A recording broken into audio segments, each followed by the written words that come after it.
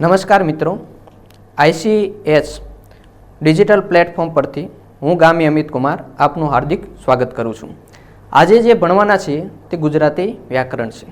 ગુજરાતી વ્યાકરણ એટલે આપણે જે માતૃભાષા છે ગુજરાતી, તેને કઈ રીતે બોલવું, કઈ રીતે એને બીજાની સમક્ષ રજૂ કરવું તે, અને એનો પહેલો ટોપિક છે ઉચ્ચારણ પ્રક્રિયા. સામાન્ય રીતે ભાષાને આપણે ઉચ્ચારણ દ્વારા રજૂ કરતા હોઈએ છીએ. હવે ઉચ્ચારણ એટલે કેવું કે કોઈ શબ્દનું આપણે એમ કહેવાય કે વર્ણન કરવું છે અથવા બોલવું છે, તો એ શબ્દને જ્યારે બોલીએ છીએ ત્યારે આપણા શરીરમાં રહેલા પ્રાણવાયુઓ બહાર નીકળે છે, અને બહાર નીકળે ત્યારે હોઠ, દાંત, એમ કહી શકાય કે જીભ, આ બધાય પોતપોતાનું એક અલગ કાર્ય કરતા હોય છે. અને ત્યારે એ જે ક્રિયાઓ કઈ રીતે થાય છે તેને સમજવા માટેનું કાર્ય એટલે ઉચ્ચારણ પ્રક્રિયા. વ્યાકરણની અંદર આ ટોપિક કામનો છે. શા માટે કે હમણાંની એક્ઝામમાં અથવા હમણાંની પરીક્ષાઓમાં ઉચ્ચારણ પ્રક્રિયા વિશે ઘણીવાર પૂછવામાં આવે છે. આની અંદર જઈએ તો શું કે આપણા વિચારો સ્વામી વ્યક્તિ સમક્ષ, આપણા જે વિચારો રહ્યા એ સામી વ્યક્તિ સમક્ષ રજૂ કરવા છે, તો શેનો ઉપયોગ કરવો પડે કે ભાષાનો ઉપયોગ કરવો પડે. શેનો કે ભાષાનો ઉપયોગ કરવો પડે છે. આ ભાષાનો જ્યારે ઉપયોગ કરીએ છીએ ત્યારે એ ભાષા શેની બને છે, તો આપને ખ્યાલ હોવો જોઈએ કે ભાષા રહે એને વાક્યો હોય તો ભાષા બને. તો ભાષા માટે શું વપરાય? વાક્ય.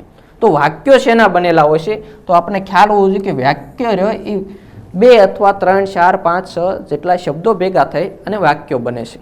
અને એ જે વાક્યો રહ્યા એ બની અને આખો આપણે જે ભાષા રજૂ કરવી છે અથવા તો આપણે સામેની વ્યક્તિને જે સમક્ષ જે વાત રજૂ કરવી છે એ થઈ શકે. અને એ શબ્દો પાછા શેના બન્યા હોય છે એ આપણને ખબર હોવું જોઈએ કે શબ્દ, તો શબ્દની અંદર 3, 4 હોય. જેમ કે શબ્દ લખ્યું તો 1, 2, 3 ને 4 વર્ણ છે. આ વર્ણ એટલે શું તો કે ભાઈ ધ્વનિ. શું છે? ધ્વનિ. આ જે ધ્વનિઓ રહ્યા એને શું કહેવાય તો કે ભાઈ અંદરથી નીકળતા ઉચ્ચારણો. હવે એ ઉચ્ચારણ પ્રક્રિયામાં ધ્વનિ કઈ રીતે, તો કે ભાષાના નાનામાં નાનો ઘટક. આપણને પૂછે કે ભાઈ ભાષાનો સૌથી નાનામાં નાનો ઘટક કયો છે, તો ખાસ યાદ રાખવાનો ધ્વનિ. શું?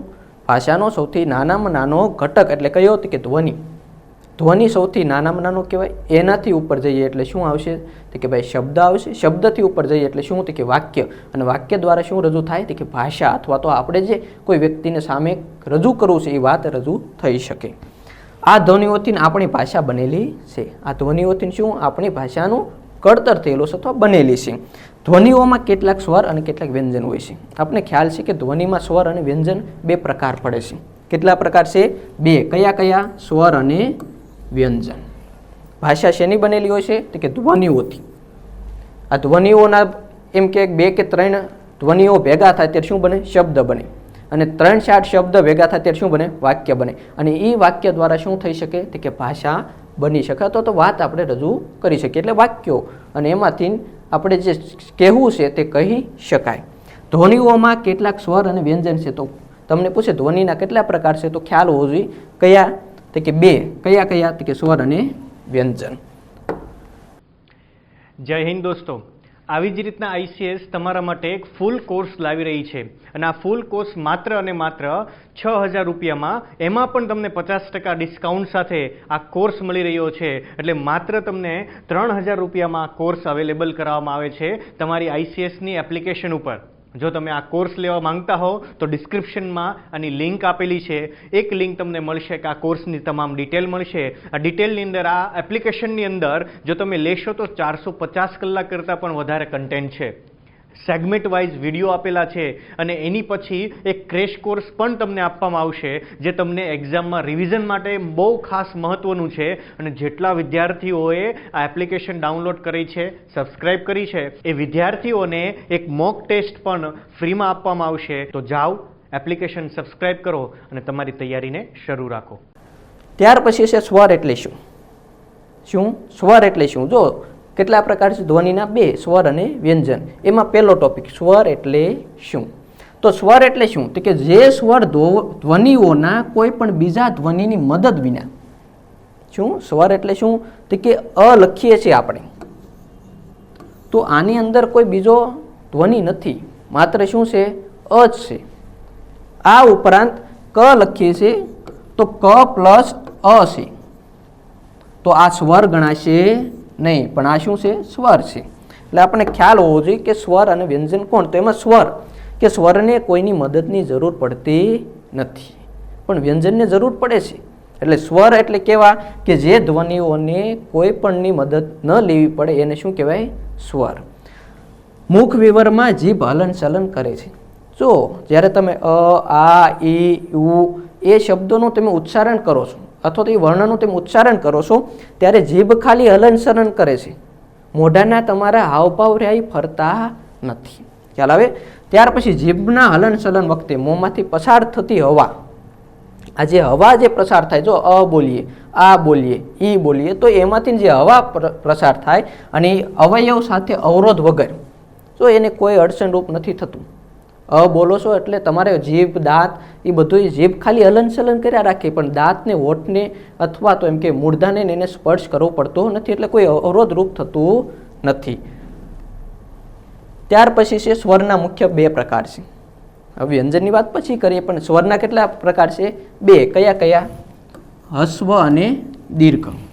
સ્વર કેટલા પ્રકારના હોય? 2 પ્રકારના. જેમ પૂછે તમને કે ભાઈ ધ્વનિઓ કેટલી પ્રકારની? તો 2, સ્વર અને વ્યંજન. એમાં સ્વર કેટલા પ્રકારના? તો કે હસ્વ અને દીર્ઘ. હવે આપણે જ્યારે ભણતા હોઈએ છીએ ત્યારે આપણને ખ્યાલ છે કે અ, આ, ઈ, પછી ઈ, પછી ઉ, એ, ઐ, પણ એમાં રૂ નથી આવતો ક્યાંય. એટલે જે બારાક્ષરી આપણે ભણ્યા છે એમાં રૂનો સમાવેશ થવો જોઈએ, પણ એ આવતો નથી. પણ અહીંયા કેટલા છે? તો કે ભાઈ તમને પૂછે સ્વર, એમાં પણ હસ્વ સ્વર કેટલા? તો 4. કયા કયા? અ, ઈ, ઉ અને રૂ. આ હસ્વ ઈ અને હસ્વ ઉ છે. એટલે રૂ પછી લાંબો દીર્ઘ રૂ કરવાની જરૂર નથી, આવો કોઈ રૂ નથી, એ ખ્યાલ હોવો જોઈએ. ત્યાર પછી તે કે દીર્ઘ. હવે જો આ કેવા છે? હસ્વ, અ, ઈ, ઉ, રૂ. આ હસ્વ સ્વર છે. તો દીર્ઘ સ્વર કયા? આ, ઈ, ઉ, એ, ઐ, ઓ, ઔ. આ 7. આ ઉપરાંત બીજા 2 ઉમેરી શકાય, જેને વિવૃત કહેવાય. શું કહેવાય? વિવૃત. એ અને ઓ. શું કહેવાય? વિવૃત. હવે અહીંયા હું લખું એક આ વિવૃત તમને સમજાવવા માટે કે એક શબ્દ લખ્યો મેલ અને એક શબ્દ લખ્યો મેલ. આ બંનેમાં શું ડિફરન્સ છે? તો ઘણું બધું છે કે આ મેલ એટલે મૂકવું શબ્દ છે. શું? મેલ એટલે મૂકવું શબ્દ છે. અને આ મેલ જો એનો મતલબ થાય છે શરીરમાં જે રહેલો મેલ છે તે. એટલે આ વિવૃત છે. આનું જ્યારે તમે ઉચ્ચારણ કરો છો ત્યારે થોડુંક વધારે પડતો એના ઉપર ભાર દેવો પડે. જો આ મેલ એટલે સિમ્પલ બોલી ગયા, પણ આ મેલ જ્યારે બોલીએ છીએ ત્યારે મેલ એવો શબ્દ બોલવો પડે છે. એ જ રીતે ઓ વાળો. તો આ ગોળ, આ ગોળ સંવૃતમાં લખાણેલો છે એટલે ગોળ સિમ્પલ રીતે. અને એક બીજો લખીએ કે ગોળ. આ જ રીતે શું? ગોળ અને એક ગોળ. ગોળ એટલે ગોળ વસ્તુ. જ્યારે ગોળ આવો શબ્દનું ઉચ્ચારણ કરીએ ત્યારે શું થશે? તે કે ભાઈ ખાવાનો જે ગોળ છે તે. એટલે આ રીતે બંને સંવૃત અને વિવૃત આ બંનેનો સમાવેશ થાય છે. શેમાં? તે કે ભાઈ દીર્ઘ સ્વરમાં. શેમાં? દીર્ઘ સ્વરમાં. પણ મુખ્ય કયા ગણાય છે? આ 7. કયા કયા? આ, ઈ, ઉ, એ, ઐ, ઐ, ઓ, ઔ. કયા કયા? આ, ઈ, ઉ, એ, ઐ, ઓ, ઔ. જ્યારે રસ્વ પૂછે તો કયા 4? અ, ઈ, ઉ અને રૂ. આ 4 રાય સ્વર છે ને આ 7 રાય દીર્ઘ સ્વર છે. આ હસ્વ સ્વર, આ દીર્ઘ સ્વર. આપણને ખ્યાલ હોવો જોઈએ. એટલે કુલ ગણશો તો કેટલા થશે? 7 ને +4 એટલે 11 થશે.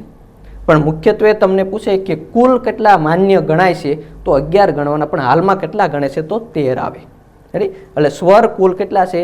દીર્ઘ અને સ્વર બંને, હસ્વ બંને થઈને તો 13 છે, પણ માન્ય કેટલા છે? 11 છે. આ ઉપરાંત સ્વરોમાં એ, ઐ, ઓ અને ઔ. જો કયા કયા શબ્દ ખાસ યાદ રાખજો?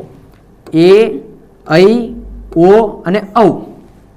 આ સ્વતંત્ર સ્વર નથી. શું?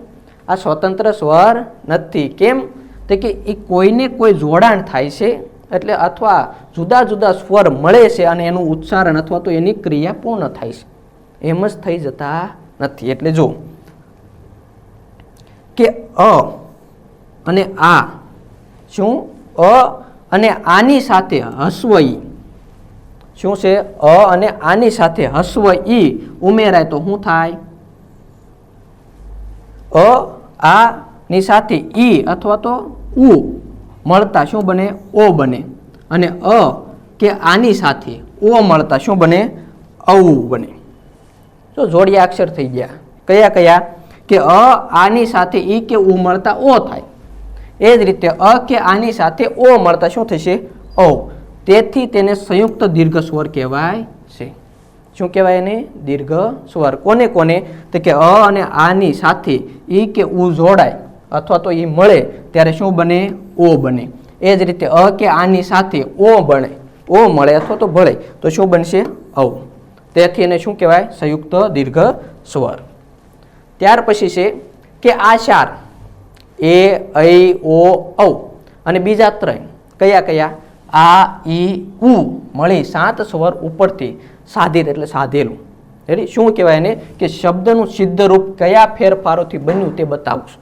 આપણે શું આગળ જોયું કે ભાઈ આ ઈ અને ઉની સાથે ભળે તો શું બનશે ઓ બનશે એ જ રીતે આની સાથે ઓ ભળે તો શું બનશે ઔ બનશે એટલે એ બધા શું છે કે ભેગા થાય છે અને સંયુક્ત સ્વર બને છે બાકીના આ ઈ ઉ એ 3 સ્વર ઈ અને ઉ એટલે રસ્વ જો આ ઈ ઉ આ ત્રણેય સ્વર ઈ અને ઉ એ બેવડાવાથી બને છે શું કરવાનું એને બેવડાવવાનું અને તમે બેવડાવો એટલે આ બને ઈ નાની ઈ રહ્યું એને બેવડાવો એટલે મોટી ઈ બને એ જ રીતે ઉ રહ્યું એ નાનું ઉ જે રસ્વ ઉ રહ્યું એને બેવડાવી એટલે શું બને કે દીર્ઘ ઉ ખ્યાલ આવ્યો હવે વ્યંજન એટલે શું આ તો સ્વરની વાત થઈ તો સ્વર તમને પૂછે કેટલા છે તો ખ્યાલ આવવો જોઈએ કે મૂળ માન્ય 11 સ્વર છે આ ઉપરાંત તમને પૂછે કે હાલમાં કેટલા ગણી શકાય છે તો વિવૃતને ઉમેરો તો કેટલા થશે 13 તો તમને પૂછે હસ્વ સ્વર કેટલા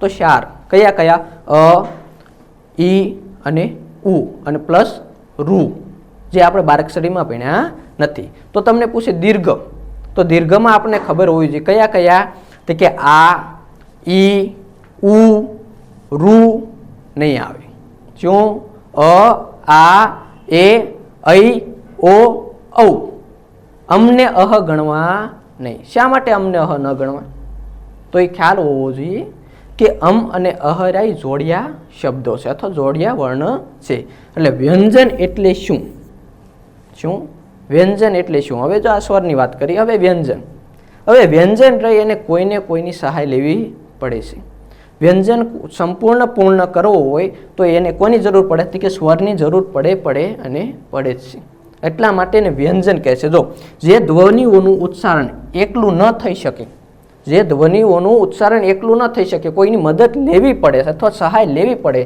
તેને વ્યંજન કહે છે મુખ વિવરમાંથી પસાર થતી હવા જો મુખ વિવર એટલે અંદરનો જે ભાગ રહ્યો એમાંથી જે હવા પસાર થાય છે એ હોઠ દાંત તાળવું અથવા તો એમ કે મૂર્ધન્ય એ કોઈ પણને જીભ અથવા તો હવા સ્પર્શ કરીને નીકળે છે અથવા તો ઘર્ષણ પામે છે એટલા માટે શું કહેવાય છે અવરોધ પામે છે અથવા તો અર્થપૂર્ણ ધ્વનિઓનું નિર્માણ થાય છે તેને વ્યંજન ધ્વનિ કહે છે અથવા તો વ્યંજન કહે છે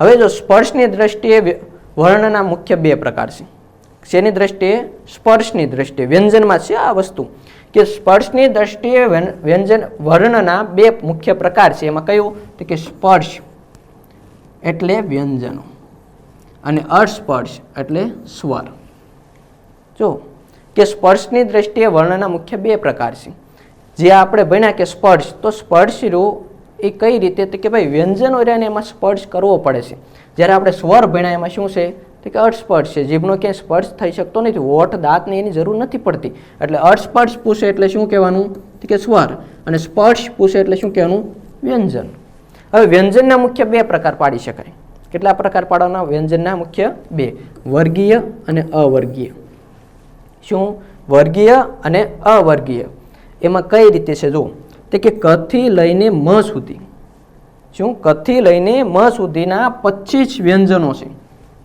શું કથી લઈને મ સુધીના 25 વ્યંજનો છે તેને વર્ગમાં વહેંચી શકાય છે કથી લઈને મ સુધીના જે વ્યંજનો છે એનો આગળ આપણે કોષ્ટક જોઈએ કે કથી મ સુધીના જે વ્યંજનો છે તેને શું કરી શકાય તો કે 5 વર્ગમાં વિભાજિત કરી શકાય અથવા વહેંચી શકાય છે.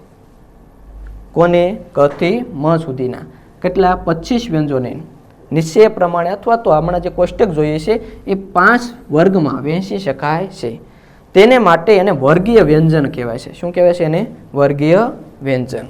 આ વ્યંજનોનો ઉચ્ચાર કરતી વખતે જો ખાસ યાદ રાખવાનું છે, આ 25 જે એમ કે વર્ગીકરણ કરી શકીએ છીએ 25 વર્ણોના વ્યંજનોના વર્ણોના, એને શું કહેવાય તો કે એનું ઉચ્ચારણ કરતી વખતે જીભ, જેને જીહવા કહેવાય છે, સંસ્કૃતમાં શું કહેવાય એને? જીહવા. આ જીહવા મોંના જુદા જુદા ભાગોને સ્પર્શે છે. શું કરે? મોઢાના, એટલે દાંત, આપણા ઓઠ બંધ થાય અથવા તો એમ કે તાળવાણ અડે એની ઉપરનું મૂર્ધન્ય રહ્યું, ત્યાં જેનો સ્પર્શ થાય તેને શું કહેવાય? સ્પર્શ થતો હોવાથી તેને શું કહેવાય છે? વર્ગીય વ્યંજન. શું કહેવાય છે? વર્ગીય વ્યંજન. જો આ છે વર્ગીય વ્યંજન અથવા તો સ્પર્શ વ્યંજનો. હવે કઈ રીતે છે આ વર્ગીય વ્યંજનોમાં? ક, ખ, ગ, ઘ, અંગ. હવે આ જે શબ્દ રહ્યો એનું ખાસ યાદ રાખવાનું, અંગ નામ છે. શું નામ છે? અંગ.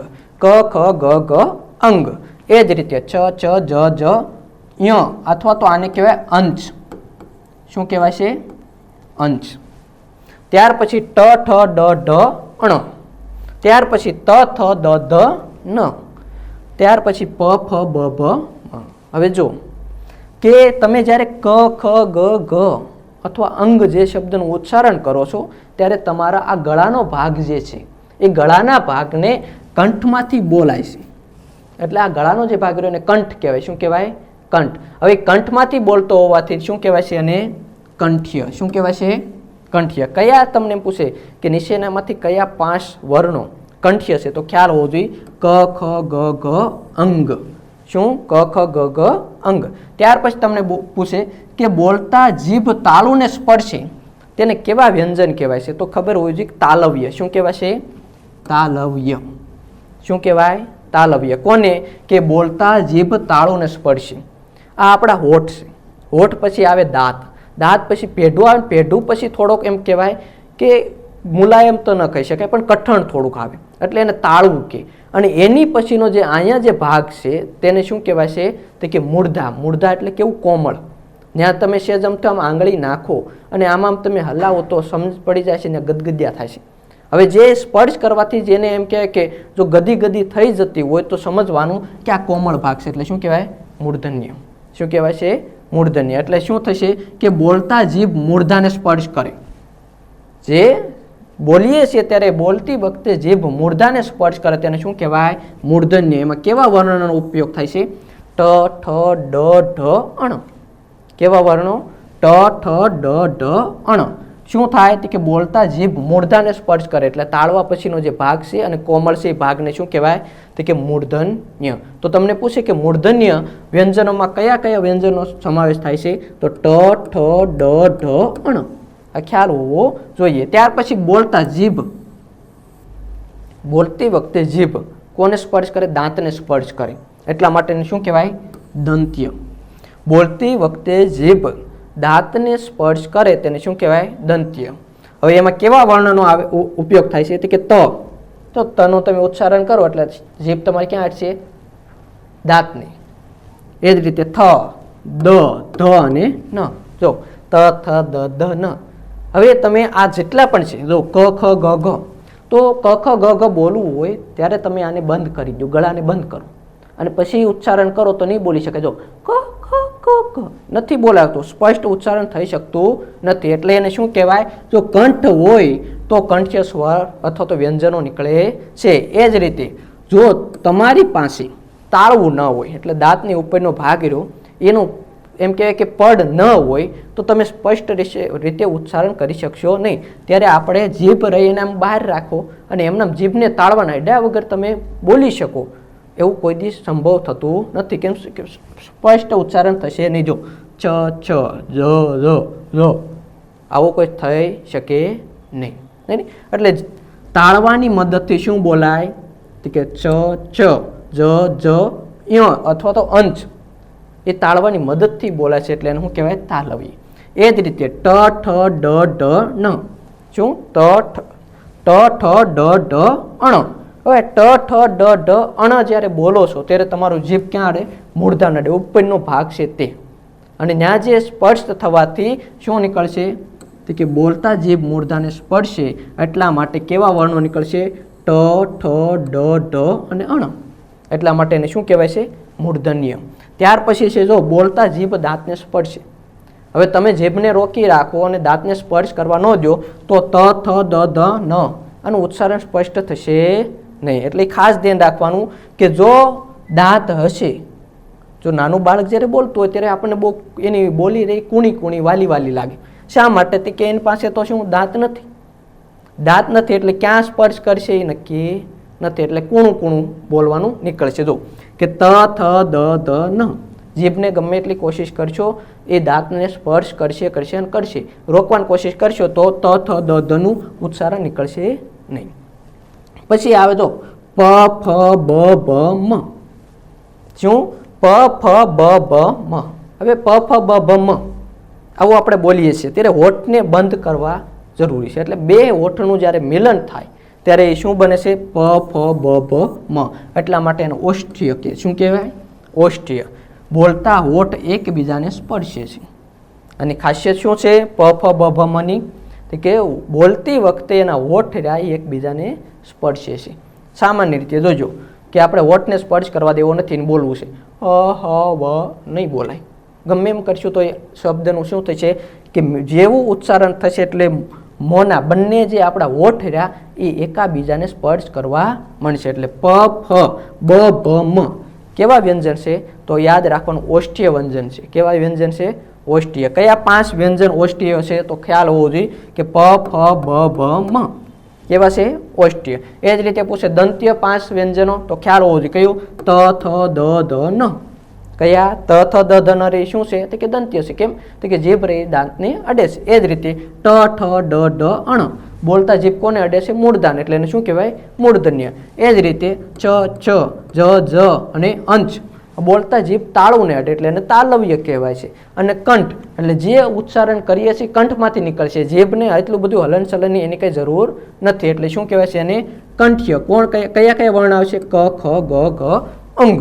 હવે જો આ સિવાયના નિશ્ચયના વ્યંજનને ઉપરના 5 વર્ગો પૈકી કોઈ પણ વર્ગમાં સમાવેશ થઈ શકતો નથી. એટલે જો મ સુધી આવ્યું, ક્યાં સુધી? કથી લઈને મ સુધી. મ પછીના જે વ્યંજનો રહ્યા એ આપણને ખબર છે જે વ્યંજનો છે ય ર લ વ શ ને એ બધા એનો કોઈ પણ વ્યંજનમાં એટલે કે શું આ સિવાયના નિશ્ચયના વ્યંજનોને ઉપરના 5 વર્ગો પૈકી કોઈ પણ વર્ગમાં સમાવેશ થઈ શકતો નથી. એટલે આ જે 5 વર્ગો કયા લીધા? તો કે ક વર્ગ એટલે ક ખ ગ ઘ કંઠ્ય.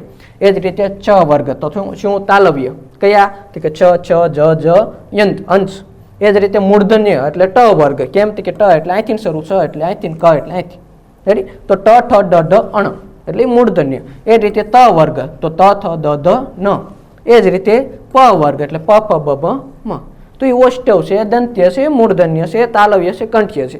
પણ કથી સુધી મ સુધી આને બધાને શું તો કે વિભાજિત કરી શકાય છે. શું કરી શકાય? વર્ગીકૃત કરી શકાય છે. ઓલાને જે ય ર લ વ શ આ બધા જે વર્ણો રહ્યા, આ બધા વ્યંજનો રહ્યા એને આપણે ભેગા કરી શકતા નથી અથવા તો એને અલગ અલગ વિભાજિત કરી શકતા નથી. હા, પણ એને અલગ એક માળખું આપી શકીએ છીએ. ત્યાર પછી હવે આ સિવાય વ્યંજનના 2 પ્રકાર પડે છે. જો હજી હું એકવાર તમને આખો કોષ્ટક દોરેલું છે બતાડીશ, પણ પહેલાં કે અલ્પપ્રાણ કોણ છે, મહાપ્રાણ શું છે, વ્યંજન શું છે, સ્વર શું છે એ સમજી લઈએ. આ તો માત્ર આજે વસ્તુ રહી, આજે વસ્તુ રહી માત્ર ને માત્ર તમને સમજાવવા માટે છે કે આ ક્યાંથી ઉચ્ચારણ થાય છે. આપણે આખું કોષ્ટક જોઈશું હજી આના વિશે. જ્યાં સુધી તમને એમ નહીં થાય કે નહીં મને આવડી ગયું ત્યાં સુધી આપણે એને ભણવાનું છે. હવે જો આ સિવાયના વ્યંજનના 2 પ્રકાર છે. હવે આપણે શું જોયું? સ્પર્શ વ્યંજન. રેડી? હવે સ્પર્શ વ્યંજનની આપણે વાત કરી કે કંઠ્ય કોને કહેવાય, તાલવ્ય કોને કહેવાય, એની જે વાત કરી ત્યાર પછી શું કે આ સિવાયના વ્યંજનના 2 પ્રકાર પડે છે. હવે અલ્પપ્રાણ અને મહાપ્રાણ. જે વ્યંજનનું ઉચ્ચારણ કરતી વખતે જો અલ્પપ્રાણ કોને કહેવાય કે જે વ્યંજનનું ઉચ્ચારણ કરતી વખતે પ્રાણવાયુ એટલે આપણે જે અંદરથી જે નીકળે છે એ પ્રાણવાયુની ઓછી જરૂર પડે અથવા તો એમ કે ખૂબ ઓછી તે જરૂર પડે તેને શું કહેવાય? અલ્પ પ્રાણ. મહાપ્રાણ જે વ્યંજનનો આપણે ઉચ્ચારણ કરતી વખતે વધારે જરૂર પડે છે. જો કે જે વ્યંજનાનું ઉચ્ચાર કરતી વખતે વધારે પ્રાણવાયુ એટલે હવાની વધારે જરૂર પડે છે, વધારે મહેનત કરવી પડે છે, તો એને શું કહેવાય? મહાપ્રાણ. અલ્પ પ્રાણ કોને કહેવાય? તો ખાસ યાદ રાખવાનું કે જ્યારે બોલીએ છીએ ત્યારે અંદરથી જે હવા નીકળે છે એ શું તે કે એટલી બધી આપણે જોશથી નથી બોલવું પડતું, ધીમે ધીમે બોલવું પડે છે. એ જ રીતે મહાપ્રાણ આવે એટલે શું કરવું પડે? થોડુંક અંદરથી વધારે વજન દેવો પડે, વધારે ભાર દેવો પડે છે, એટલે શું કહેવાય? મહાપ્રાણ. ત્યાર પછી છે આ કોષ્ટક તમારા માટે સ્પેશિયલ, જે આપણે આગળ હમણાં ભણ્યા કે આને કંઠ્ય કહેવાય, આને વ્યંજન કહેવાય, આને તાલવ્ય કહેવાય. તો હવે જો તો કે સ્પર્શ વ્યંજન. હવે તમને એમ થશે આગળ આ તો ભણી ગયા છીએ આપણે, પણ આ બીજી વખત, અને આ કોષ્ટક જો સમજવાનું છે ખાસ, એક પણ આમાંથી માર્ક જવો જોઈએ નહીં. તો શું છે કે સ્પર્શ વ્યંજન? તો તમને પૂછે ગુજરાતી ભાષામાં સ્પર્શ વ્યંજન કેટલા છે? તો ખાસ યાદ રાખવાના. જો 5 5 ગણી લો એટલે કેટલા થશે? 25 થશે. કેટલા થશે? 25. તમને પૂછવામાં આવે કે ગુજરાતી ભાષામાં સ્પર્શ વ્યંજન કેટલા છે? તો 25 છે. કેટલા? 25. હવે જો એમાં શું નિરાનુનાસિક અથવા નિર અનુનાસિક. નીર એટલે શું? તે કે નાક. રેડી? નીર એટલે નાક વગરનું, સોરી. શું? તે કે નાસિક્ય અને નિરાનુનાસિક કે નાકની મદદ લીધા વગર જેનું ઉચ્ચારણ થઈ શકે છે એને શું કહેવાય? નિરાનુનાસિક. નાકની મદદ લીધા વગર જેનું ઉચ્ચારણ થઈ શકે એને શું કહેવાય? નિરાનુનાસિક. પણ નાકની મદદ લેવી જ પડે. જો નાક ન હોય તો તેનું ઉચ્ચારણ સ્પષ્ટ ન થઈ શકે તો એને શું કહેવાય? નાસિક્ય. નાકની મદદથી જે વર્ણ અથવા જે વ્યંજનનું ઉચ્ચારણ કરવું પડે એને શું કહેવાય? નાસિક્ય. ખ્યાલ આવ્યો? હવે જો કે સ્પર્શ વ્યંજન કેટલા છે? 25. સ્પર્શ વ્યંજન કેટલા છે? 25. કયા કયા? તો એમાં આપણે કંઠ્ય. કંઠ્ય એટલે કયા? તો કે ક ખ ગ ઘ અંગ. કંઠ્યમાં શેનો શેનો સમાવેશ થશે? ક ખ ગ ઘ અંગ. એ જ રીતે તાલવ્ય તો શું આવશે? ચ ચ જ જ અંશ અથવા યો. રેડી? શું? તો કે કંઠ્ય પૂછે તો કયા કયા? ક ખ ગ ઘ અંગ. એ જ રીતે તાલવ્ય પૂછે તો કયા? ચ ચ જ જ અંશ. એ જ રીતે મૂર્ધન્ય પૂછે તો કયા? તો કે ટ ઠ ડ ઢ અણ. જો મૂર્ધન્ય ટ ઠ ડ ઢ અણ. આપણો જીભનો ભાગ રહ્યો ક્યાં અટશે? કોમળ જે આપણું તાળવા પછીનો ઉપરનો ભાગ છે ત્યાં, એટલે એને શું કહેવાય? મૂર્ધન્ય. ત્યાર પછી દંત્ય. દંત્ય એટલે જીભ ક્યાં સ્પર્શ કરે? દાંતને. કઈ રીતે? તો ત થ દ ધ ન. ત થ દ ધ ન. આ પાંચેય વર્ણનો જ્યારે તમે અથવા તો વ્યંજનનો તમે ઉચ્ચારણ કરશો ત્યારે તમારી જીભ રહી કોને સ્પર્શ કરશે? દાંતને. ત્યાર પછી ઓષ્ઠ્ય. શું છે? ઓષ્ઠ્ય. ઓષ્ઠ્ય એટલે શું? હોઠને ઓષ્ઠ્ય કહેવાય. શું કહેવાય? ઓષ્ઠ્ય. કોને? હોઠને. જો તો શું આપણા હોઠ, બંને હોઠનું મિલન જે થાય છે તેને શું કહેવાય? ઓષ્ઠ્ય. તો કેવા વર્ણો આવશે એમાં? પ ફ બ ભ મ. પ ફ બ ભ મ. જો ઉચ્ચારણ જો. હવે એ જ રીતે જોજો ક ખ ગ ઘ અંગ. ક ખ ગ ઘ અંગ. હવે ગળાથી નીકળશે જો એ વર્ણન ક ખ ગ ઘ અંગ. હવે એને બંધ કરી દઈએ તો એનું ઉચ્ચારણ થશે નહીં. એ જ રીતે તાલવ્ય. હવે તાળવાનો જે ભાગ છે, આ દાંતની જે ઉપરનો ભાગ છે, એ તાળવાને ભાગે જ્યારે તમે જીભને સ્પર્શ કરાવો ત્યારે કયા શબ્દો નીકળશે? શ સ જ જ અને અંશ. ત્યાં નહીં સ્પર્શ કરાવો તો આ ઉચ્ચારણ સ્પષ્ટ રીતે થશે નહીં. એ જ રીતે મૂર્ધન્ય એટલે શું? તો કે ભાઈ તાળવાનો ઉપરનો ભાગ જે અહીંયા રહેલો છે અને કોમળ છે ત્યાંથી કેવા વર્ણો નીકળશે? તો કે ટ ઠ ડ ઢ અણ. શું? ટ ઠ ડ ઢ અણ. આ મૂર્ધામાંથી નીકળે છે એટલે શું? તો કે જીભ રહી મૂર્ધાને સ્પર્શ કરે છે. હવા તો છે જ તે, પણ શું? જીભનો સ્પર્શ કોને થાય? મૂર્ધાને. એટલા માટે એને મૂર્ધન્ય કહેવાય છે. એ રીતે આ દંત્ય ત થ દ ધ ન. એ જ રીતે આ ઓષ્ઠ્ય તો પ ફ બ ભ મ. ખ્યાલ આવ્યો? એટલે આ વર્ગીકરણ કર્યું આપણે શેમાં? કંઠ્ય, તાલવ્ય, મૂર્ધન્ય, દંત્ય, ઓષ્ઠ્ય. અને એ બધા કેવા છે? કે સ્પર્શ વ્યંજન છે. કેવા છે? આ 25 જે આપણે બોલ્યા કંઠ્ય, તાલવ્ય, મૂર્ધન્ય, દંત્ય અને ઓષ્ઠ્ય. આ 25 કેવા છે? કે સ્પર્શ વ્યંજન છે. શું છે? સ્પર્શ વ્યંજન. હવે આ જે 25 રહ્યા એમાંથી 1 2 3 4 ને 5 કાઢી નાખવાના. કેટલા નહીં? 5. કયા કયા? અંગ, અંશ, અણ, ન અને મ. કયા કાઢ્યા? તો કે પાછળના. જો આગળના ચારે રહેવા દેવાના છે, પણ પાછળના જે વર્ણો આવે છે અંગ, અંશ, અણ, ન અને મ, એ ચારે અથવા એ પાંચેયને જ્યારે તમે કાઢો છો અને ત્યાર પછીના જેટલા જે રહ્યા આ બધાને શું કહેવાય? નિરાનુનાસિક. જ્યારે તમે ક ખ ગ ઘ બોલો છો, જો આ નાકને બંધ કર્યું, રેડી? ત્યાર પછી હું બોલું ક ખ ગ ઘ અંગ. હવે જો અંગ બોલું છું એટલે ઉચ્ચારણ મારું સ્પષ્ટ નહીં થાય. જોઈજો, ક ખ ગ ઘ અંગ સ્પષ્ટ નીકળતું નથી, પણ ઘ સુધી તો સ્પષ્ટ બોલી શકાય. ખ્યાલ આવ્યો? એટલે આ જે વર્ણ ઘ, જ અથવા ઢ, ધ, ભ, આ બધા જે વર્ણો રહ્યા એ કેવા છે? તો કે નિરાનુનાસિક. નાકની મદદ લેવી પડતી નથી. જ્યારે નાસિક્ય, જ્યારે અંગ, અંશ, અણ, ન અને મ, આ પાંચેય વર્ણ અથવા વ્યંજનો એવા છે કે જેને નાકની મદદ લેવી જ પડે છે. હું બંધ કરી દઉં નાક, ચાલો. પછી આ બોલવાનું સ્પષ્ટ ઉચ્ચારણ કરીએ તો નહીં થાય. જોજો, અંગ, અંશ, અણ, ન, મ નથી થતું. તો સ્વાભાવિક વસ્તુ છે કે આ રાય નાસિક છે, નાકની મદદથી બોલી શકાય છે. આ રાય એ નિરાનુનાસિક છે, એટલે નાકની એને મદદ લેવી પડતી નથી. તો તમને પૂછે નાસિક્ય વ્યંજનો કયા, તો યાદ હોવું જોઈએ અંગ, અંશ, અણ, ન અને મ. આ પાંચેય રાય કેવા છે? નાસિક્ય છે. એ સિવાયના 20 જે રહ્યા ક ખ ગ ઘ, ચ છ જ જ, ટ ઠ ડ ઢ, ત થ દ ધ, પ ફ બ ભ, આ 20 કેવા છે? તો કે નિરાનુનાસિક. નાકની મદદ લેવી પડતી નથી. નિરાનુનાસિક, નાસિક્ય એ બધા શેમાં આવશે? સ્પર્શ વ્યંજનમાં. અને આ 25 ને પાછા શું 5 ના પેટા પ્રકાર પાડવાના: કંઠ્ય, તાલવ્ય, મૂર્ધન્ય, દંત્ય અને ઓષ્ઠ્ય. ખ્યાલ આવ્યો? ત્યાર પછી જો તો કે અઘોષ અને ઘોષ એ પછી લઈએ આપણે, પણ પહેલા શું? અલ્પપ્રાણ ને મહાપ્રાણ. જેનું ઉચ્ચારણ કરવામાં ઓછા પ્રાણવાયુની જરૂર પડે છે ને શું કહેવાય? અલ્પપ્રાણ. જેનું ઉચ્ચારણ કરવામાં વધારે પ્રાણવાયુની જરૂર પડે એને શું કહેવાય? મહાપ્રાણ. જેને ઓછા પ્રાણવાયુની જરૂર પડે છે ને અલ્પપ્રાણ. જેને વધારે પ્રાણવાયુની જરૂર પડે એને શું કહેવાય? મહાપ્રાણ. સિમ્પલ રીતે કહીએ તો એક મૂકીને એક. કોને બાદ કરતા? નાસિક્યને. કોને બાદ કરી નાખવાના છે? નાસિક્ય. એટલે નાકની મદદથી જે બોલાય છે એ વ્યંજનોને બાદ કરતા પાંચેય કયા કયા? અંગ, અંશ, અણ, ન અને મ.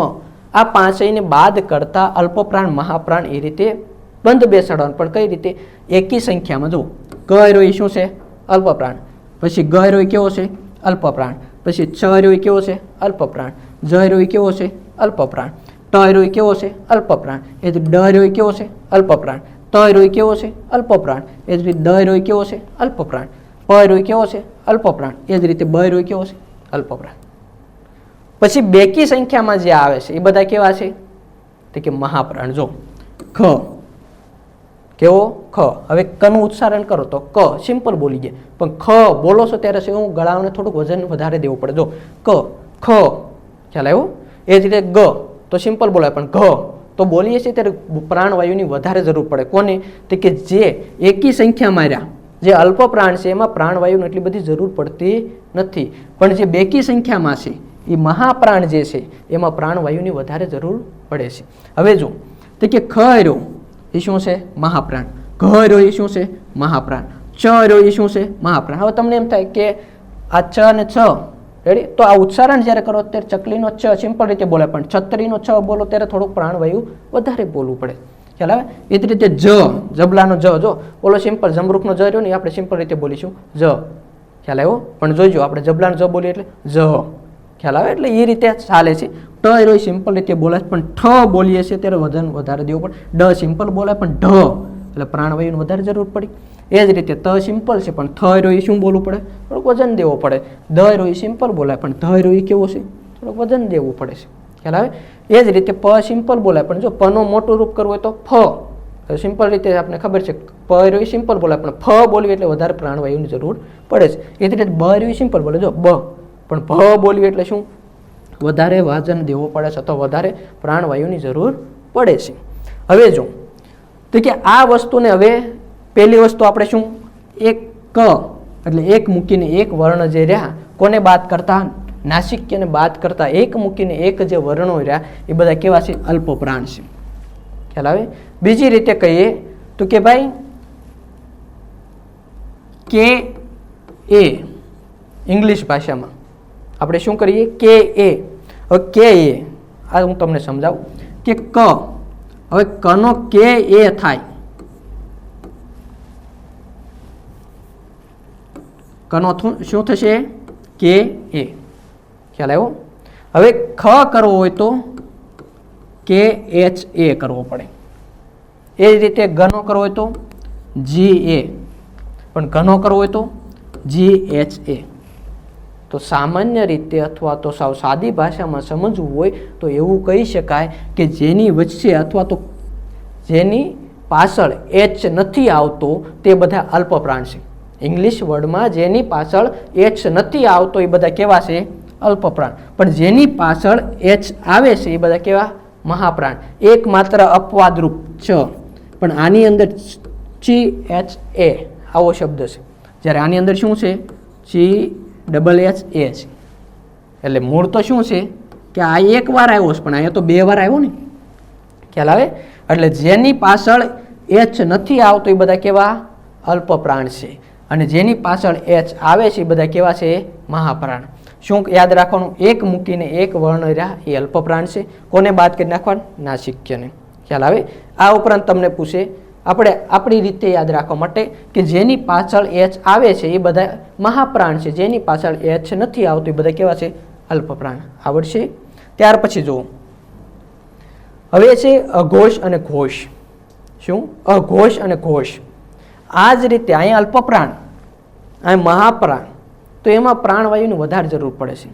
પણ તમે ક ખ બોલો ને તે સિમ્પલ રીતે બોલાય છે, પણ ગ ઘનું ઉચ્ચારણ કરો છો ત્યારે થોડુંક પ્રાણવાયુ થોડુંક વધારે ઉચ્ચારણ કરતી વખતે ઓલે એમ કે વધારે થોડુંક ભાર દેવો પડે છે, વધારે એનું પર વજન દેવો પડે. જો કે ક ખ તો સિમ્પલ રીતે બોલ્યા ક ખ, પણ ગ ઘ એટલે ગળાનો જે કંઠી રહ્યો એનો ભાવ રહ્યો અથવા તો એનો વજન રહ્યો વચ્ચે ધુજારી ઉત્પન્ન કરશે.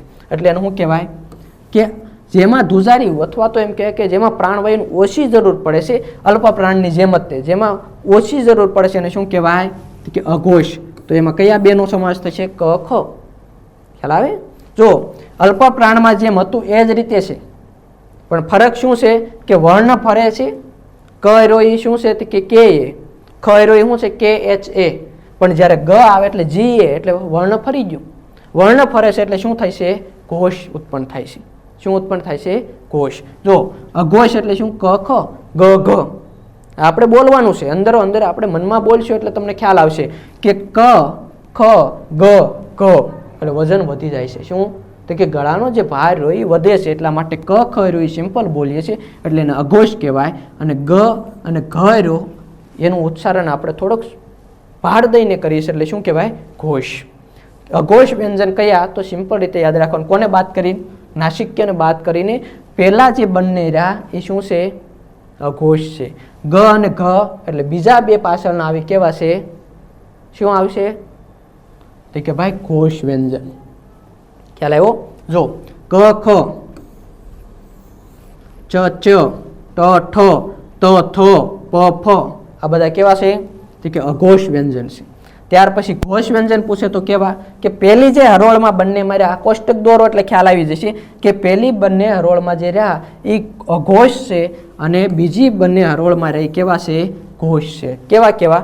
ગ અને ઘ. હવે જોજો ટ ઠ નું સિમ્પલ ઉચ્ચારણ થાય છે, પણ ડ ઢ જ્યારે બોલીએ છીએ ત્યારે વજન વધારે દેવો પડે છે. તો ટ ઠ રહ્યા એ શું છે? અઘોષ છે. જ્યારે ઘોષ કેવા? તો કે ડ અને ઢ. એ જ રીતે ત થ સિમ્પલ બોલાય છે, ત અને થ.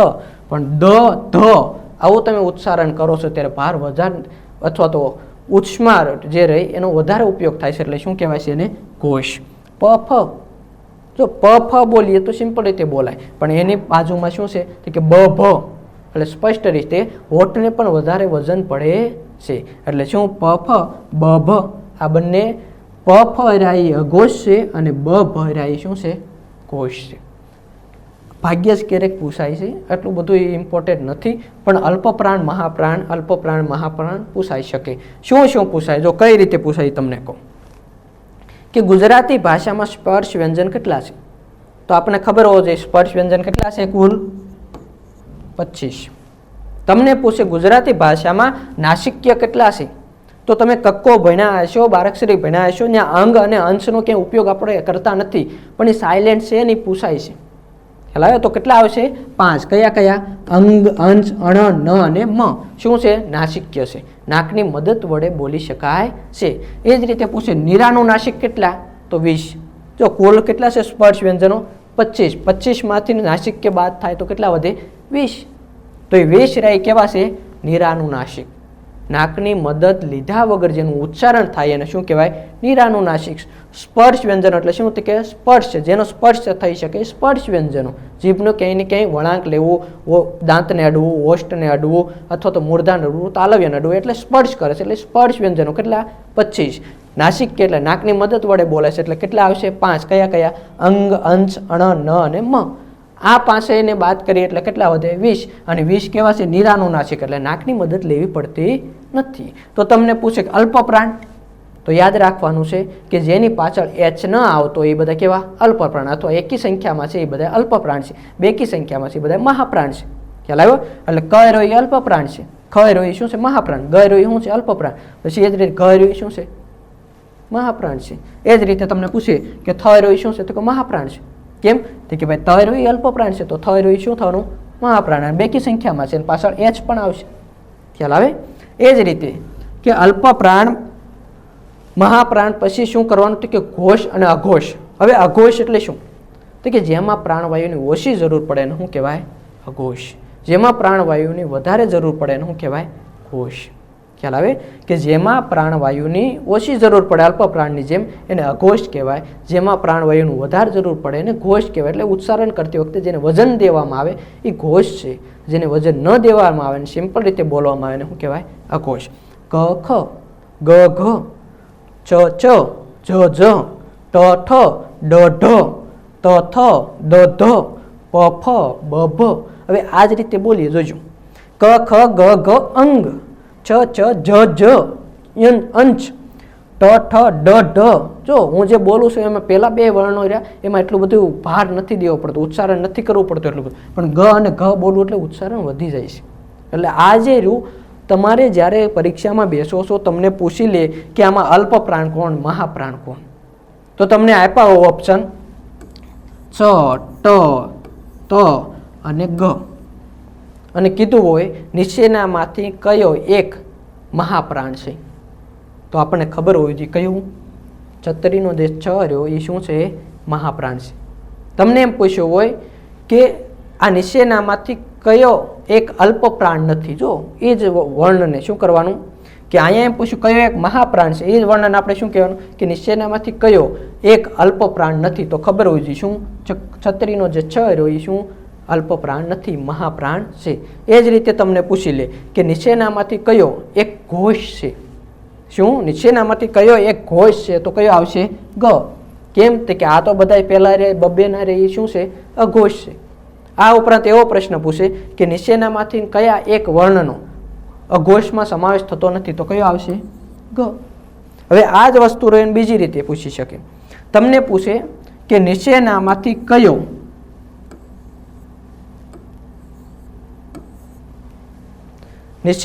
કયો એક તાલવ્ય વ્યંજન છે, તો કયો આવશે?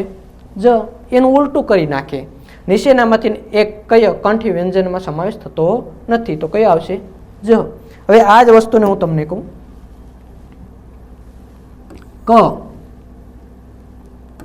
ઠ, દ અને ઘ, જ. હવે આ ઉચ્ચારણ ક, ઠ, દ અને જ. હવે તમને એવું પ્રશ્ન પૂછ્યો કે નીચેનામાંથી કયો કંઠ્ય પણ છે, અલ્પ પ્રાણ પણ છે, અઘોષ પણ છે, નિરાનુનાસિક પણ છે. ખ્યાલ આવે? જો કયો એક વર્ણ કંઠ્ય પણ છે, અલ્પ પ્રાણ પણ છે, અઘોષ પણ છે અને નિરાનુનાસિક પણ છે, અને સાથે લેવું તો સ્પર્શ વ્યંજન પણ છે, તો કયો આવશે? ક. તમને એમ થાય કે સર આ બીજા બધાય, તો એ બધામાં જો આમાં તાલવ્ય જબલાના જ રહ્યો એમાં શું થશે? તાલવ્ય છે, એટલે કંઠ્ય તો છે નહીં, ભલે એ એમ કહેવાય કે ઘોષ હોય પણ બાજુમાં પાછું મહાપ્રાણ છે, એટલે બધી રીતે જુદો પડે છે. ખ્યાલ આવે? એ જ રીતે તમને એમ થાય કે સર આ તો અઘોષ છે, સ્પર્શ વ્યંજન પણ છે, પણ એ ભાઈ કંઠ્યમાં નથી આવતું. ખ્યાલ આવે? અને અલ્પપ્રાણમાં પણ નથી આવતું. એટલે ખાસ યાદ રાખવાનું કે આવો જ્યારે પ્રશ્ન પૂછે ત્યારે ખ્યાલ હોવો જોઈએ કે કંઠ્ય, અલ્પપ્રાણ, અઘોષ આ ત્રણેયમાં સમાવેશ થતો હોય. કેટલા? કયા? ક, ચ, ટ, ત અને પ. ખ્યાલ આવે? શું છે જો કે ભાઈ સ્પર્શ વ્યંજનમાં અલ્પપ્રાણ, અઘોષ. એટલે કંઠ્ય, તાલવ્ય એવું નથી કીધું મેં. શું કીધું? કે સ્પર્શ વ્યંજનમાં અઘોષ પણ હોય, અલ્પપ્રાણ પણ હોય અને સ્પર્શ વ્યંજન પણ હોય. એવા કયા? તો ક, ચ, ટ, ત અને પ. એ જ રીતે મહાપ્રાણ પણ હોય ને અઘોષ પણ હોય. તો કયા? આ જે વર્ણ રહ્યો ખ, ચ, ઠ, થ, ફ. એ જ રીતે તમને પૂછે કે ઘોષ, નિરાનુનાસિક અને ઉપરાંત અલ્પપ્રાણ તો ગ, જ, ડ, દ અને બ. ખ્યાલ આવે? એ જ રીતે પ્રશ્ન પૂછે મહાપ્રાણ, આ ઉપરાંત ઘોષ, નિરાનુનાસિક અને સ્પર્શ વ્યંજન નિશાન કયો છે? તો કયો આવશે? ક, જ, ઢ, ધ અને ભ. ખ્યાલ આવે? આ બધા શું છે? મહાપ્રાણ છે, ઘોષ પણ છે, નિરાનુનાસિક છે અને સ્પર્શ વ્યંજન પણ છે. ખ્યાલ આવ્યો? એટલે આવી રીતે કોઈ પણ પ્રશ્ન તમને પૂછી શકે તો આવડવો જોઈએ કે નીચેનામાંથી દંત્યમાં કોનો સમાવેશ થતો નથી. તો આપ્યું ત, દ અને ધ અને સાથે આપી દીધો ખ. તો આપણને ખબર હોય છે ખ રહ્યો શું છે? કંઠ્ય છે. એટલે પ્રશ્નો આ રીતે પૂછશે, સિમ્પલ પૂછશે, બહુ અઘરા હોતા નથી. પણ આ કોષ્ટક આપણને યાદ રહેવું જોઈએ. તમને નાસિક્ય પૂછે કે નીચેનામાંથી કયો નાસિક્ય નથી અથવા નીચેનામાંથી કયું અનુનાસિક્ય છે, તો આપણે એક પૂછ્યું ડ અને 3 વિકલ્પ આપી દીધા અણ, ન અને મ. જો નાસિક્ય નથી તો કયો આવશે? ડ. અનુનાસિક્ય છે, નીચેનામાંથી કયો અનુનાસિક્ય છે તો કયો આવશે? ડ. ખ્યાલ આવે? આ બધા અનુનાસિક્ય છે, જ્યારે આ શું છે? નાસિક્ય છે. ખ્યાલ આવ્યો? આ એક કોષ્ટક ખાસ યાદ રાખવાનું છે કે નિરાનુનાસિકમાં સમાવેશ થતા હોય એવા 20, નાસિક્યમાં સમાવેશ થતા એવા 25. કયા કયા? અંગ, અંશ, અણ, ન અને મ. આ ખાસ યાદ રાખવાના છે, નાકની મદદથી લઈને બોલી શકાય છે. એ જ રીતે સ્પર્શ વ્યંજનો કેટલા છે ગુજરાતી ભાષામાં? તો 20 છે. કેટલા સ્પર્શ વ્યંજનો છે? 20. તમને પૂછે કંઠ્યમાં કોનો કોનો સમાવેશ થાય તો ખ્યાલ હોવો જોઈએ ક, ખ, ગ, ઘ, અંગ. પછી તાલવ્ય પૂછે તો શું? ચ, ચ, જ, જ, અંશ. એ જ રીતે મૂર્ધન્ય પૂછે તો ટ, ઠ, ડ, ઢ, અણ. એ જ રીતે તમને દંત્ય પૂછે તો ત, થ, દ, ધ, ન. અને એ જ રીતે ઓષ્ઠ્ય પૂછે તો પ, ફ, બ, ભ, મ. સિમ્પલ રીતે જ્યારે પરીક્ષામાં બેસો ત્યારે તમારું જીભ ક્યાં સ્પર્શ કરે છે ને એના આધારે તમારે ટીક કરવાનું હોય છે. આ કાંઈ અઘરું નથી, પણ એકવાર સમજી ગયા તો ખ્યાલ આવશે. ખાસ કરીને આ યાદ રાખવાનું, અલ્પપ્રાણ કોને કે મહાપ્રાણ કોને કે? જેની પાછળ એચ લાગેલો હોય મહાપ્રાણ છે, જેની પાછળ એચ ન લાગ્યો હોય એ શું છે? અલ્પપ્રાણ છે. ખ્યાલ આવે? એ જ રીતે તમને પૂછે કે નિરાનુનાસિક તો શું? તો કે પાછળના 5ને બાદ કરતા બીજા બધા 20 શું છે? નિરાનુનાસિક. એ જ રીતે તમને પૂછી લે કે અલ્પપ્રાણમાં કયા કયા શબ્દનો સમાવેશ થશે તો એકી સંખ્યા. એ જ રીતે અઘોષમાં તો ક, ખ રહ્યા એ અઘોષ છે, છ, છ રહ્યા એ અઘોષ છે, ટ, ઠ રહ્યા એ અઘોષ છે, ત, થ રહ્યા એ અઘોષ છે, પ, ફ રહ્યા એ અઘોષ છે. પણ બ, ભ, દ, ધ, ઢ, ડ, ઢ, જ, જ, ગ, ધ આ બધા કેવા છે? ઘોષ છે. ખાસ યાદ રાખવાનું છે. હવે આમાં કોઈને પ્રશ્ન નહીં હોય. ત્યાર પછીના હવે જે બાકી રહે ને જેને આપણે એમ કે વર્ગીકરણ, સ્પર્શ વ્યંજનના વર્ગીકરણ, એ અવર્ગીય. જો ઓલાને શું કરતા હતા આપણે? વર્ગી કર્યું. કયા કયા? કંઠ્ય, તાલવ્ય, ઘોષ, અઘોષ. આમાં ઘોષ ને અઘોષ આવે છે, નથી આવતું એવું નથી. અલ્પપ્રાણ ને મહાપ્રાણમાં વધારે લઈ જાય છે, રેડી. પણ અઘોષ ઘોષનું એટલું બધું કરતા નથી. આમાં મૂળ શું છે, એનું મહત્વ શું છે એ જોવાનું છે. ઓલાની જેટલું અંદર ડીપમાં જવાનું નથી. બીજી વસ્તુ, ઓલા વર્ગીય વ્યંજનો હતા એટલે 25ને વર્ગ પ્રમાણે વિભાજિત કરી શકાય છે. અહીંયા પણ વર્ગ પાડી શકાય છે, પણ કઈ રીતે વર્ગ પાડી શકાય છે આ અલગ છે. એટલે એને અવર્ગીય વ્યંજનો કહે છે. ઓલાની સાથે એને લઈ શકાતા નથી. અહીંયા નાસિક્ય એટલે નાકની મદદથી બોલાતો એવો કોઈ પણ વ્યંજન હશે નહીં. હવે જો કે ય અને વ, ય, વ, ર અને લ, અથવા તો ય, ર, લ, વ. ગુજરાતી ભાષાનો ગાંધીજીએ જેમ કે જોડણી કોષ તૈયાર કરાયો, સાર્થ જોડણી કોષ. એ સાર્થ જોડણી કોષ પ્રમાણે ય, ર, લ, વ આ શું છે? તો કે અર્ધ સ્વર છે. પણ હકીકતમાં અર્ધ સ્વર તરીકે કોને ગણવામાં આવે છે? તો ખાસ કરીને વ અને યને. એટલે આપણે કોષ્ટકમાં લખ્યું અર્ધ સ્વર, એને ગણાવે છે સાડ જોડની કોષમાં, પણ આપણે શું યાદ રાખવાનું છે કે ય અને વ બંને શું છે? શું છે કે અર્ધ સ્વર. નથી એને સ્વરમાં તમે લઈ શકતા, નથી એને વ્યંજનમાં લઈ શકતા, એ બંનેની વચ્ચેનું માર્ગ છે. શા માટે? જો ય અને વનું ઉચ્ચારણ કરો ને ત્યારે પાછળ અ બોલાતો નથી. જો ય વ, અને જ્યારે તમે ક બોલો તો જો અંદરથી શું નીકળે? ક, એટલે અ નીકળશે. એ જ રીતે જો ર બોલો તો ર, લ, એટલે એમાંથી અ નીકળવાની શક્યતા ખરી, પણ વ અને યમાં નીકળતા નથી. એટલે એને શું કહેવાય? અર્ધ સ્વર. તમને પૂછે ગુજરાતી ભાષામાં અર્ધ સ્વર કેટલા છે? તો ખાસ યાદ રાખજો, 2 છે. કયા? ય અને વ. આ છાડ જોડની ગણાવે છે, પણ પરીક્ષામાં પૂછાય ત્યારે આ બંનેનો સમાવેશ થાય છે, ય અને વ. આ આપણને ખાસ ખબર હોવી જોઈએ. આમાં ઘોષને, મૃદુ વ્યંજનને, કેમ કે ઉચ્ચારણ કરતી વખતે મૃદુ એટલે સિમ્પલ રીતે ઉચ્ચારણ થાય એટલે મૃદુ વ્યંજન કહેવાય. રેડી? આ બધા મૃદુ છે. ખાલી આને કઠોર, ત્રણને બાદ કરતા એ પછી જોઈએ. પણ પહેલા જો આ મૃદુ વ્યંજન છે, મૃદુ વ્યંજન છે, મૃદુ વ્યંજન. એટલે જો સિમ્પલ રીતે કેવું હોય તો ય ર લ વ. શું? ય ર લ વ શું છે? કે મૃદુ વ્યંજન છે ને ઘોષ પણ છે. ય ર લ વ મૃદુ વ્યંજન પણ છે અને ઘોષ પણ છે. ખાસ યાદ રાખજો. પછી તો કે એ ચારે ચારને શું કહેવાય છે? એ ત્રણે અલ્પ પ્રાણ. શું કહેવાય છે? એ ચારે ચારને ય ર લ વ ને શું કહેવાય છે? અલ્પ પ્રાણ. હવે એ જ રીતે અહીં હ છે, અળ છે. આ ત્રણને બાદ કરીએ. ય ર લ વ, હ અને અળ. આ બધા કેવા છે? ઘોષ પણ છે, મૃદુ વ્યંજન પણ છે. શું છે? ઘોષ પણ છે, મૃદુ વ્યંજન પણ છે. પણ અહીંયા એનું અર્થતંત્ર બધું બદલી જાય છે. રેડી? હવે જો તો કે ઉપરના જે રહ્યા ય ર લ વ એ અલ્પ પ્રાણ પણ છે, ઘોષ પણ છે, મૃદુ વ્યંજન પણ છે. પણ એની સાથે એનું કાંઈક બીજું એક ભાષાની દ્રષ્ટિએ એક એમ કે એક અલગ અંદાજ છે, અલગ એનું રૂપ છુપાયેલું હોય છે. રેડી? એ જ રીતે હ રો એ શું છે? ઘોષ અને મૃદુ વ્યંજન પણ છે, અને સાથે સાથે શું છે? મહાપ્રાણ છે. કયો? હ. ખ્યાલ આવે? હ બોલો ને ત્યારે જોજો કની ઘોડે હ, કંઠ્ય તો છે પણ અંદરથી હવાની થોડીક વધારે જરૂર પડે છે. એ જ રીતે અળ રહ્યો એ પાછું અલ્પ પ્રાણ છે. જો અળ સિમ્પલ રીતે બોલીએ છીએ, એમાં કાંઈ અળ એવું બોલવું પડતું નથી. એટલે અળ રહ્યો એ અલ્પ પ્રાણ છે, હ રહ્યો એ મહાપ્રાણ છે, અને ય ર લ વ આ ચારે શું છે? અલ્પ પ્રાણ છે. સાથે સાથે ઘોષ પણ છે, મૃદુ વ્યંજન પણ છે. એ તો આ છ છે. કયા કયા? ય ર લ વ, હ અને અળ. શું છે? ઘોષ અને મૃદુ વ્યંજન. પછી અર્ધ સ્વર પૂછે તો ખાસ યાદ રાખવાનું 2. કયા? ય અને વ. બીજું કાંઈ જોવાનું નથી. હવે જો તો કે ભાઈ યનું ઉચ્ચારણ ક્યાંથી થાય? જો ય એટલે જીભ ક્યાં અટશે? તાળવાનું. આ પ્રશ્ન ક્યારેય પૂછાતો નથી, પણ જાણ માટે શું કે ય રોય કેવો છે? તો કે ભાઈ તાલવ્ય. જો ય એટલે તાળવાની જીભ સ્પર્શ કરશે. પછી ર રોય એની જીભ ક્યાં આડે? તો કે ભાઈ મૂળધા. જો ર તો મૂળધાએ જીભનો સ્પર્શ થાય એટલે શું કહેવાય? મૂર્ધન્ય. કોને? રને. એ જ રીતે કોણ? તો કે દંત્ય. કયો? તો કે લ. લ બોલીએ એટલે શું? જીભ રહી દાંતને સ્પર્શ કરે એટલે એને શું કહેવાય? દંત્ય. એ જ રીતે વ. વ બોલીએ છીએ ત્યારે જીભનો સ્પર્શ થોડોક દાંતને થવા આવે છે અને પછી હોઠ બીડાઈ જાય છે, એટલા માટે એને શું કહેવાય? દંતોષ્ઠ્ય. દાંત અને હોઠ બંનેની જરૂર પડે છે એટલે વને શું કહેવાય? દંતોષ્ઠ્ય.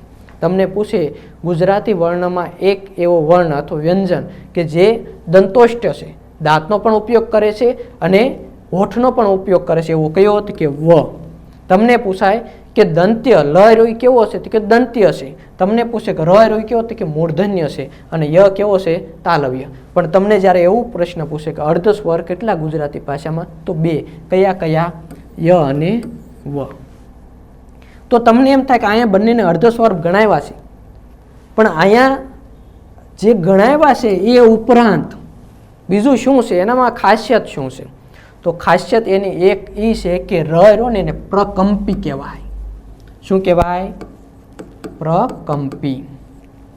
તમે જ્યારે રનું ઉચ્ચારણ કરો છો ત્યારે તમારા અંદરનો જે હાવભાવ રહ્યો જીભને એ બધાને ધ્રુજારી આપે. જો ર એટલે એ જે ધ્રુજારી આપે એટલે પ્રકંપ આપે એટલે એને શું કહેવાય? પ્રકંપી. મોસ્ટ આઈએમપી કહી શકાય કે ગુજરાતી ભાષામાં પ્રકંપી વ્યંજન કેટલા? તો 1. કયો છે? ર. એ જ રીતે તમને પૂછે કે પાશ્વિક. શું પૂછે? પાશ્વિક. તો ગુજરાતી ભાષામાં પાશ્વિક કેટલા છે? એક જ છે. કયો છે? લ.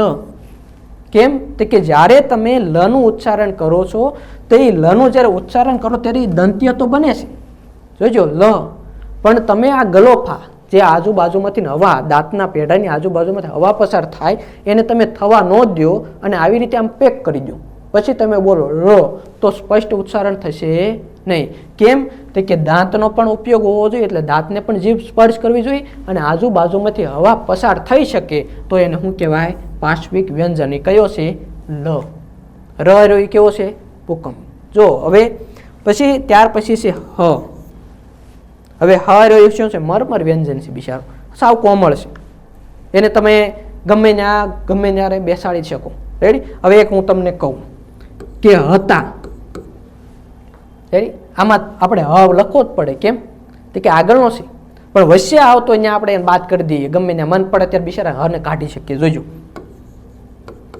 આવ્યા તા, જો અહીંયા હ રહ્યો એ લોપ કરી દીધો. હવે આનો મતલબ છે આવ્યા હતા, એને શું કરી નાખ્યું? આપણે ગાયબ કરી દીધું. એટલે શું? આવ્યા તા, બોલ્યા તા. હવે બોલ્યા હતા એમ આવે ને બદલે શું કરી નાખ્યું? આનો લોપ કરી નાખ્યું. એટલે એ બિચારો કેવો છે?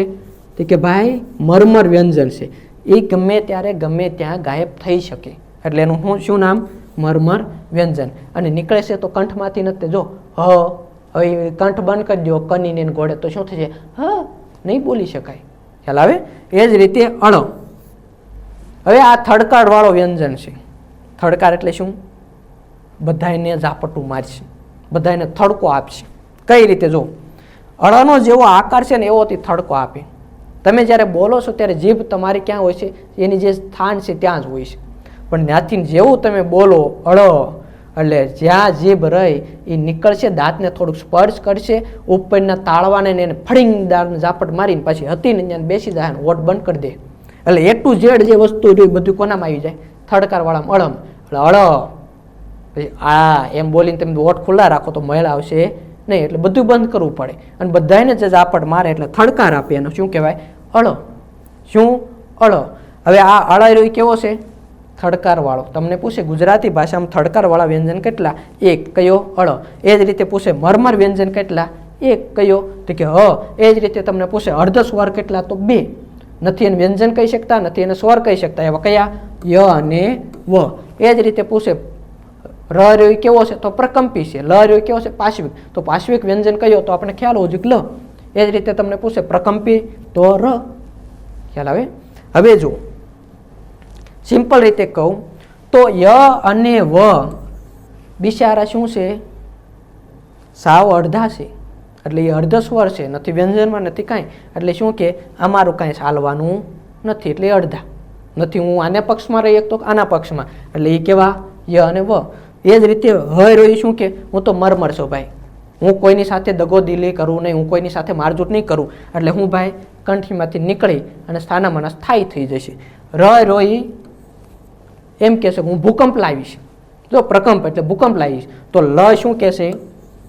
કે ભાઈ હું હવા પસાર થવા દઈશ તો ભૂકંપ આવશે ને, તો દરિયાને મોજા આવે ને મોજા આવે તો અથડાય ને અથડાય તો કાંક નીકળે. તો અળ શું કહેશે? તમે બધા શાંત બેસી જાઓ, તમારા બધાને બાપા હું છું, કેમ? હું ધારું કરી શકું, બધાને મારીને આવી આવીશ. ખ્યાલ આવે? એટલે જેવો આકાર છે એ પ્રમાણે. જો કે ય અને વ રાય કોમળ છે બિચારા, એટલે શું છે? અર્ધ સ્વર છે. ખ્યાલ આવે? અર્ધ સ્વર કયા? ય અને વ. તમને પૂછે પ્રકંપી, ભૂકંપ લાવે એવો વર્ણ કયો? તો આપણે જ્યારે બોલીએ જીભને ધુજારી આવી, કયો? ર, એટલે પ્રકંપી. પાશ્વિક જે હવાને પસાર થવા દે, કયો? કે લ. તમને એવો પ્રશ્ન પૂછવા મરમર વ્યંજન કયો? તો હ બિચારો, ઘરનો નહીં ઘાટનો નહીં. ખ્યાલ આવે? એ જ રીતે અળ એટલે શું કે બધાને થડકાર મારે, એટલે શું? અળ, એટલે બધાનો બાપ, એટલે થડકાર વાળો, બધાને થડકો આપે તે. હવે એ જ રીતે હવે શું? આ 3 ગુજરાતી ભાષામાં સૌથી વધારે સ્પષ્ટ ઉચ્ચારણ કરવું હોય તો સૌથી વધારે જેની જરૂર પડે એ શ, શ અને સ ની જરૂર પડે. શેની? શ, ક્ષ અને સ. જો આ કેવો શ છે? તો કે આપણે બોલી શું? શંકોરાનો શ, પછી બોલી ષટકોણનો શ અને સસલાનો સ. એવું નથી હોતું ભાઈ, આનો એક રૂપ છે અને આને શું કહેવાય? તો કે સંઘર્ષી છે. જો ઓલા સ્પર્શ વ્યંજનો હતા, ખ્યાલ આવે? અહીંયા શું છે? સંઘર્ષ. ત્યાં તાલવ્ય આવે એટલે સિમ્પલ રીતે તાલવ્ય બોલાઈ જતું, પણ અહીંયા તાલવ્યની ભેગું લેવું હોય તો શ, ચ અને સ આ ત્રણેયનું ઉચ્ચારણ કરવું પડે, ત્યારે સંઘર્ષ કરવો પડે છે જીભને ને તાળવાને ને બધાયને. જો શ અને સ, ખ્યાલ આવે? કેટલું આપણે અંદરથી એમ કાળજી રાખવી પડે. શક્ય બને તો ભાષા, આપણે એમ બોલીએ ભાષા, એ ભાષા ન ચાલે, એ ભાઈ ભાષા બોલવું પડે. એ જ રીતે શક્ય, તો આપણે શક્ય એમ બોલીએ તો નહીં ચાલે, શક્ય જ બોલવું પડે. ખ્યાલ આવે? અને અહીંયા આપણે સરસ બોલીએ તો ત્યાં સરસ એવું ના બોલે, સરસ જ બોલે. ખ્યાલ આવે? એટલે આ ત્રણેયનું એક પોતાનો એક અલગ અંદાજ છે, એટલે એને શું કહેવાય? સંઘર્ષી છે. પોતાનું ઉચ્ચારણ કરવા માટે જે સંઘર્ષ અનુભવે છે એને શું કહેવાય? સંઘર્ષી વ્યંજનો. એમાં કયા કયાનો સમાવેશ થાય છે? તો કે શ, શ અને સ. તો એમાં પહેલો શ રહ્યો કેવો છે? કે તાલવ્ય. જો અહીં પાછળ લખ્યું છે, કેવો છે? તાલવ્ય. તમને પૂછે કે ષટકોણનો શ, એટલે એમ લખ્યું હોય કે આ શને કયા નામે ઓળખવામાં આવે છે ગુજરાતી ભાષામાં, તો ખ્યાલ હોવો જોઈએ શું? તાલવ્ય. એ જ રીતે તમને પૂછે ગુજરાતી ભાષામાં મૂર્ધન્ય કયો, તો મૂર્ધન્ય આવે એટલે કયો આવશે? તો કે ભાઈ ષટકોણનો જેને શ ગણીએ છીએ તે, જેમાં ભાષા, રેડી, અમે શા, આવા જે શબ્દો બોલીએ છીએ એમાં શા એ બોલીએ ત્યારે જીભ રહી અને સાવ ઉપરના જે ભાગ રહ્યો ત્યાં અડાડવાની કોશિશ કરવી પડે છે, એટલા માટે શું કહેવાય? મૂર્ધન્ય. શું કહેવાય છે? મૂર્ધન્ય. કોને? ષટકોણના શ. અને સસલાનો સ જેને કહીએ છીએ એને ગુજરાતી ભાષામાં દંત્ય કહેવાય. જો જે કાઠિયાવાડી વ્યક્તિઓ હશે તે મોટા ભાગે બધાય સમાં ઉપયોગ કોનો કરશે? સ. કેમ છો? મજામાં છો ને? આ શબ્દ બોલી જાય. બાકી રિયલમાં શું છે? કેમ છો? મજામાં છો? આવું બોલાય? ન બોલાય. કેમ? તો કે કેમ છો? મજામાં છો? આ રીતે બોલાય છે. પણ આપણે શું પોતપોતાની બોલી પ્રમાણે સુરતી હોય તો મોટા ભાગે તાલવ્યસનો ઉપયોગ કરે. એટલે જે રીતે બોલીનો જે પ્રકાર છે એ રીતે ઉચ્ચારણ કરે છે. પણ ગુજરાતી ભાષામાં શું કરવું પડે કે જ્યારે શંકોરાનો શ આવે ત્યારે ખબર હોવી જોઈએ તાલવ્ય છે, જ્યારે ષટકોણનો શ આવે ત્યારે ખબર હોવી જોઈએ મૂર્ધન્ય સ છે, અને જ્યારે સસલાનો સ આવે ત્યારે ખબર હોવી જોઈએ કે દંત્ય સ છે. આ પેટર્ન આપણને ખબર હોવી જોઈએ. ચાલો હવે પ્રશ્ન હું તમને કહું કઈ રીતે પૂછે. તમને પૂછે પ્રકંપી વ્યંજન અથવા સ્વર કયો, તો ખ્યાલ હોવો જોઈએ કે ર. ગુજરાતી ભાષામાં પ્રકંપી વ્યંજન કેટલા છે અને કયો, તો શું કહેવાનું? એક. અને કયો? ર. એ જ રીતે પૂછે ગુજરાતી ભાષામાં પાર્શ્વિક ધ્વનિ અથવા પાર્શ્વિક વ્યંજન કયા છે અથવા કેટલા છે અને કયા કયા, તો યાદ હોવું જોઈએ એક જ છે. કયો? લ. અને નામ શું છે? લ. ખ્યાલ આવે? એ જ રીતે તમને પૂછે દંતોષ્ઠ, દંત પ્લસ ઓષ્ઠનું જે મિશ્રણ થાય અને જે બન્યો છે એ કયો, તો કે વ. એ જ રીતે પૂછે તાલવ્ય, તો યનો શેમાં સમાવેશ થશે? તાલવ્યમ. પણ એ ખાસ યાદ રાખવાનું નથી. આપણે યાદ શું રાખવાનું? ય અને વ બંને શું છે? અર્ધસ્વર છે. શું છે? અર્ધસ્વર છે. એ જ રીતે પૂછે ગુજરાતી ભાષામાં સંઘર્ષી વ્યંજન કેટલા? ગુજરાતી ભાષામાં સંઘર્ષી વ્યંજન કેટલા? તો કેટલા? 3. કયા કયા? સ, શ અને સ. શ, શ અને શ. ચ, ચ, શ અને સ. કેટલા? 3. કયા કયા? શ, શ અને સ. કેવા છે? સંઘર્ષી વ્યંજન છે. અને ખાસ યાદ રાખવાનું કે તમને પૂછે કે ભાઈ સસલાનો સ, તો ખબર હોવી જોઈએ કે શું? દંત્ય. તમને પૂછે ષટકોણનો શ, તો શું? મૂર્ધન્ય. અને એ જ રીતે તમને પૂછે કે શરણાઈનો શ અથવા તો બીજો કોઈ તમને જે આવડતો હોય તે, તો શું કરવાનું એમાં? તાલવ્ય.